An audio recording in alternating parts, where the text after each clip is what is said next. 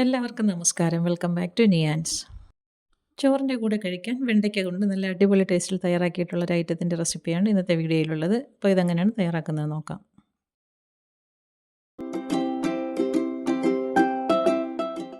ഇത് തയ്യാറാക്കുന്നതിന് വേണ്ടി കുറച്ച് വെണ്ടയ്ക്ക എടുത്ത് നന്നായിട്ടൊന്ന് കഴുകി വൃത്തിയാക്കി എടുത്തിട്ടുണ്ട്. ഇനി ഇതിനെ ഒന്ന് അരിഞ്ഞെടുക്കണം.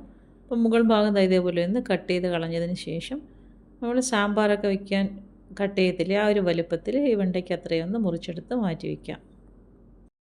ഇതിനു വേണ്ടി വെണ്ടയ്ക്ക എടുക്കുമ്പോൾ ഒട്ടും മൂക്കാത്ത വെണ്ടയ്ക്ക നോക്കി എടുക്കണം.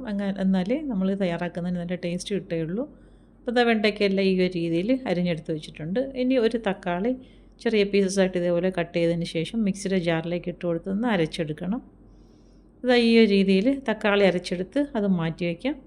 ഇനി പാൻ അടുപ്പിൽ വെച്ച് കൊടുത്തിട്ടുണ്ട്. അതിലേക്ക് വെളിച്ചെണ്ണ ഒഴിച്ചു കൊടുത്ത് ചൂടാകുമ്പോൾ 1/2 ടീസ്പൂൺ മുളക് പൊടിയും 1/2 ടീസ്പൂൺ മല്ലിപ്പൊടിയും 1/4 ടീസ്പൂൺ അളവിൽ മഞ്ഞൾപ്പൊടിയും 1/2 ടീസ്പൂൺ അളവിൽ കുരുമുളക് പൊടിയും കൂടി ഇട്ട് കൊടുക്കാം. ഫ്ലെയിം നന്നായി സിമ്മിലാക്കിയതിന് ശേഷം ഈ മസാലകളെല്ലാം കൂടി നല്ലതുപോലെ ഒന്ന് മൂപ്പിച്ചെടുക്കണം.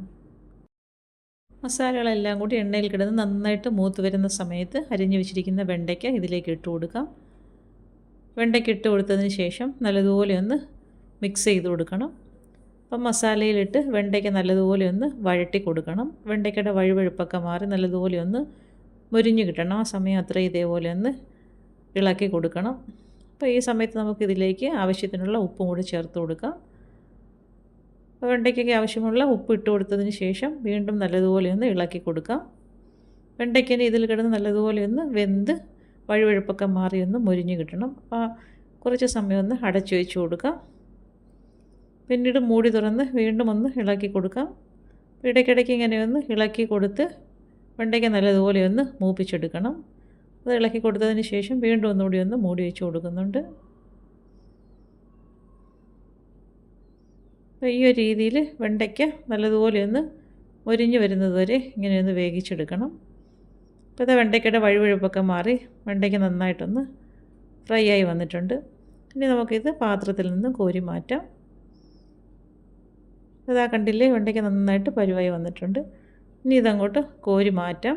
മാറ്റിയതിന് ശേഷം അതേ പാനിൽ തന്നെ കുറച്ച് വെളിച്ചെണ്ണ ഒഴിച്ചു കൊടുക്കാം.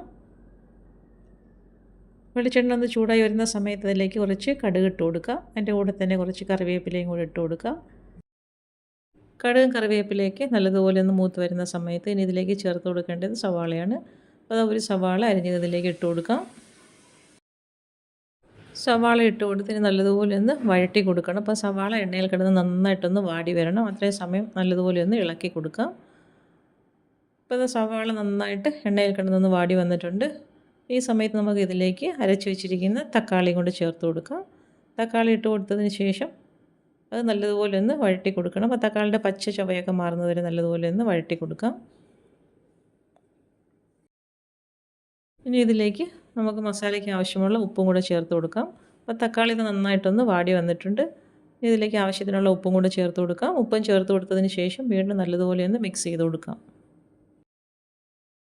ചേർത്ത് കൊടുത്ത് തക്കാളി എണ്ണയിൽ കിടന്ന് നന്നായിട്ടൊന്ന് വഴണ്ട് വന്നിട്ടുണ്ട്. അപ്പോൾ തക്കാളിയുടെ പച്ച ചുവയൊക്കെ മാറി വന്നിട്ടുണ്ട്. ഇനി ഈ സമയത്ത് ഇതിലേക്ക് നമുക്ക് മസാലകൾ ചേർത്ത് കൊടുക്കാം.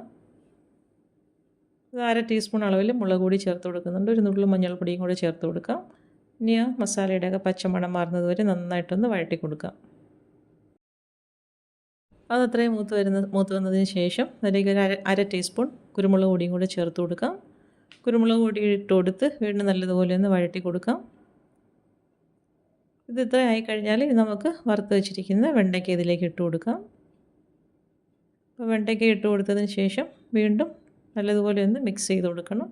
അപ്പോൾ മസാലയ്ക്കകത്ത് കിടന്ന് വെണ്ടയ്ക്ക നല്ലതുപോലെ ഒന്ന് പരുവായി കിട്ടണം. ഇതേപോലെ നല്ലതുപോലെ ഒന്ന് ഇളക്കി കൊടുക്കാം. ഇതുപോലെ നന്നായിട്ടൊന്ന് മിക്സ് ചെയ്ത് കൊടുത്തതിന് ശേഷം ഫ്ലെയിം നല്ലതുപോലെ ഒന്ന് സിമ്മിലാക്കി കൊടുത്തിട്ട് ഒന്ന് മൂടി വെച്ച് കൊടുക്കാം. അപ്പോൾ മസാലയൊക്കെ നന്നായിട്ടൊന്ന് വെണ്ടയ്ക്കയിൽ നിന്ന് പിടിച്ച് കിട്ടണം. അത്രയും സമയം ഒന്ന് മൂടി വെച്ച് കൊടുക്കാം. വീണ്ടും മൂടി തുറന്ന് നല്ലതുപോലെ ഒന്ന് ഇളക്കി കൊടുക്കാം. ഇപ്പോൾ വെണ്ടയ്ക്ക മസാല നന്നായിട്ട് പരുവായി വന്നിട്ടുണ്ട്. മസാലയൊക്കെ നന്നായിട്ട് മൂത്ത് വെണ്ടയ്ക്ക നല്ല സെറ്റായി വന്നിട്ടുണ്ട്. ഇനി നമുക്ക് അടുപ്പിൽ നിന്ന് മാറ്റാം.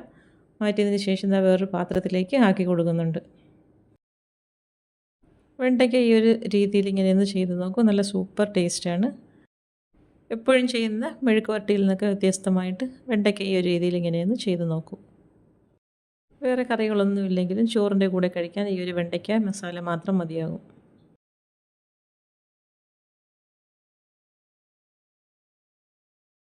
അപ്പോൾ ഇന്നത്തെ വീഡിയോ ഇത്രയേ ഉള്ളൂ. ഇഷ്ടമായി ലൈക്ക് ചെയ്ത് സബ്സ്ക്രൈബ് ചെയ്ത് സപ്പോർട്ട് ചെയ്തേക്കൂ. എന്തെങ്കിലുമൊക്കെ അഭിപ്രായങ്ങളുണ്ടെങ്കിൽ കമൻറ്റ് ചെയ്യൂ. വീണ്ടും അടുത്ത വീഡിയോയിൽ കാണുന്നത് വരെ bye from Niyans. Thanks for watching.